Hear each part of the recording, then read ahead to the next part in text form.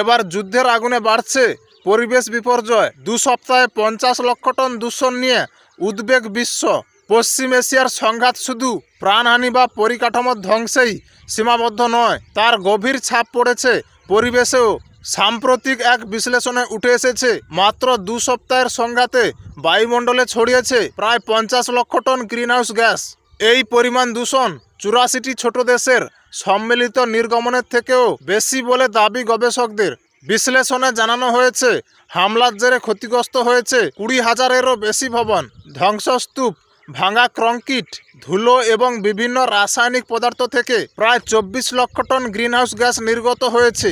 বিশাল সামরিক যন্ত্রপাতি চালাতে বিপুল পরিমাণ জ্বালানি লাগে, তাই প্রথম 14 দিনেই বিমান, জাহাজ ও অন্যান্য যুদ্ধযান মিলিয়ে খরচ হয়েছে আনুমানিক 150 থেকে 270 মিলিয়ন লিটার জ্বালানি, যার ফলে তৈরি হয়েছে প্রায় 5.29 লক্ষ টন গ্রিনহাউস গ্যাস।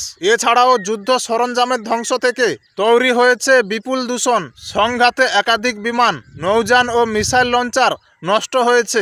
এগুলোর ভাঙন ও বিস্ফোরণের ফলে তৈরি হয়েছে আরও প্রায় 1.72 লক্ষ টন দূষণ। ব্যবহৃত মিসাইল ও ড্রোন থেকেও যুক্ত হয়েছে অতিরিক্ত 55,000 টন গ্রিনহাউস গ্যাস। সব মিলিয়ে সংঘাতের প্রথম 2 সপ্তাহে মোট দূষণের পরিমাণ দাঁড়িয়েছে 50,55,000 টনেরও বেশি।